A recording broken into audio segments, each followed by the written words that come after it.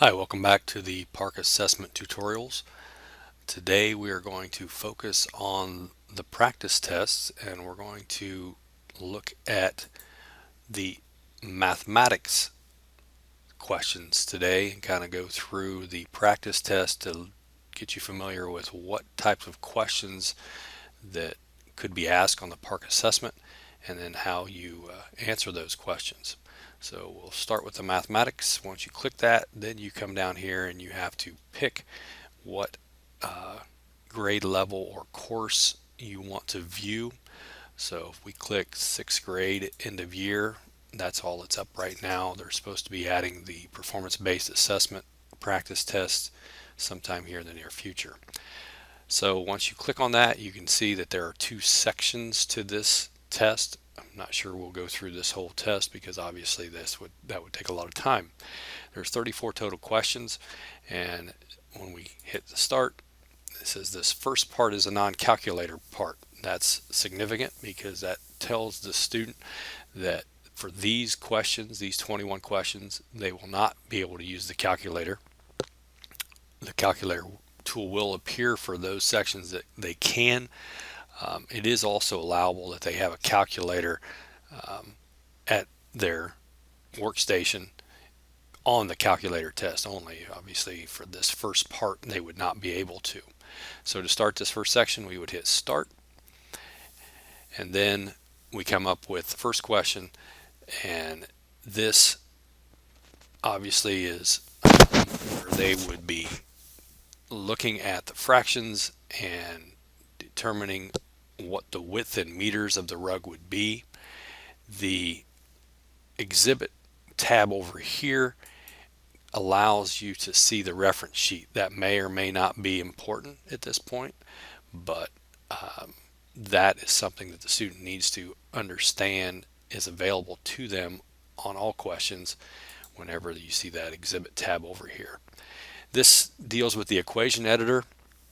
I'm not going to go through and answer these questions, but just to very quickly allow you to see how you would navigate those.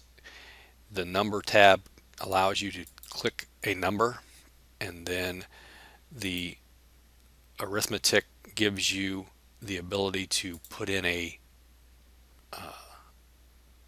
symbol, and then of course there's also symbols for the exponent and roots. There's also a tab for relations of equal, greater than, less than. For geometry questions, there's also angles and lines and shape that they can choose from.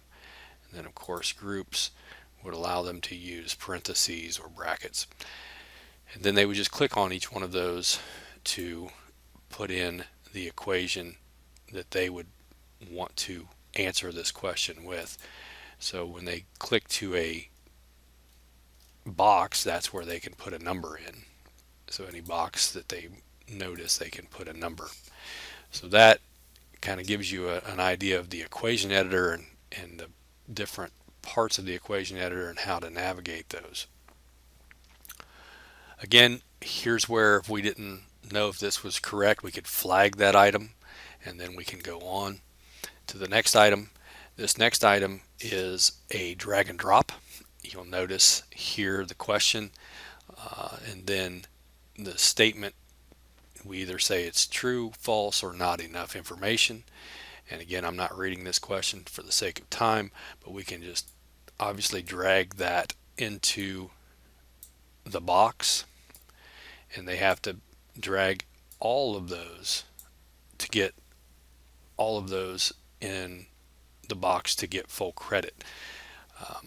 Now, in the drag and drop, this may be worth more than 1 point. It depends on how it's scored. I'm not getting into scoring in this tutorial, but this just kind of is going to show you how to navigate the different types of questions. This one obviously is just a number that you can use the keyboard for, and then that would be like a typical keyboarding question. Here's one that students really need to be aware of on the PARCC assessment is a lot different than from traditional assessments we've had in the past, because here you'll notice it says select all that apply. So they read the expression and they want to know what is equivalent to that expression, and they have to select all that may apply, not the best one or not the only one, but all of them. So they can select more than one. Now, for grades 3 to 5, they will typically tell the student how many. It might say select the 3 that apply or the 2 that apply.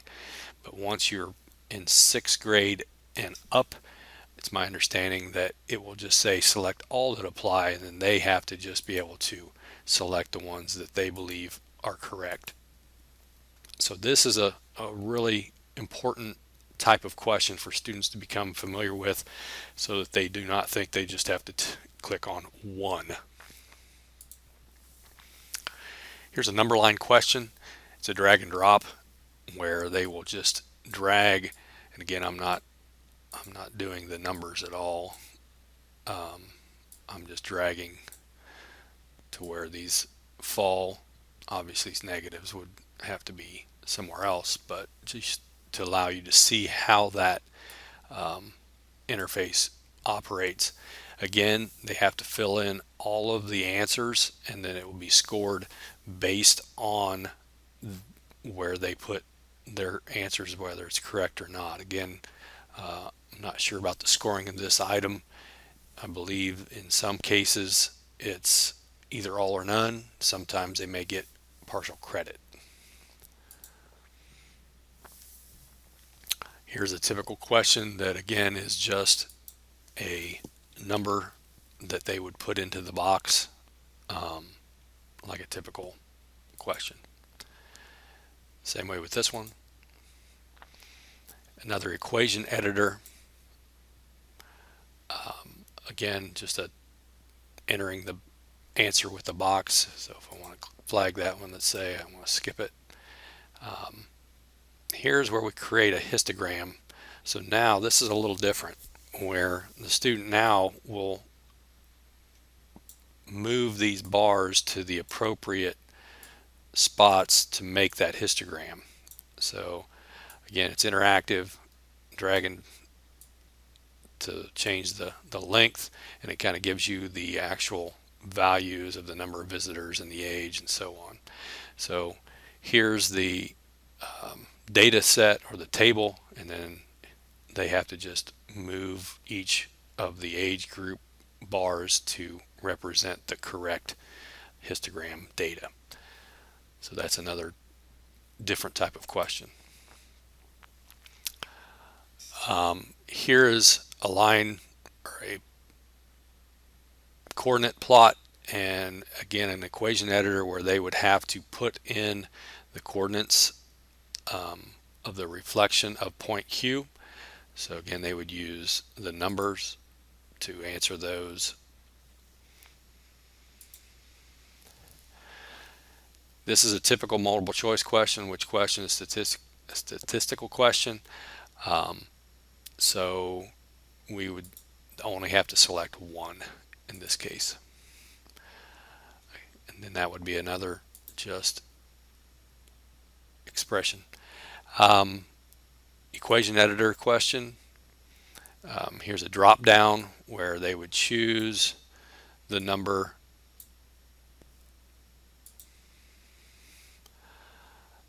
Here's where they would select a point that is located at -3/4. So if they would then click on whatever point they believe that would be and then select it. And then another just entering. I believe that kind of includes most of the different types of questions that they may see. Again, this is a plotting. They can plot points on the actual coordinate graph and then enter the number of miles at the bottom. So that is a different type of question than we've seen so far, but it's just a coordinate grid where they can actually plot the points. So we've reached the end of the non-calculator part. If we want to go back and review our questions or our answers, now we can go back and look at the ones that we answered. We can also look at the ones we flagged. If we flagged them, we can view those, go back directly to view them. We can also see the questions that we didn't answer. So this, again, is something that students need to be familiar with in terms of how to answer these different types of questions found on the PARCC math assessment, and also how to go back and check their flagged answers or questions that they did not answer. Hopefully this has given you an idea of what type of questions that a student may encounter on the non-calculator part. We'll do another tutorial for the calculator part, which is actually the next part of this one. So stay tuned for another tutorial that may address the calculator portion of the PARCC math assessment. Thanks for watching this tutorial.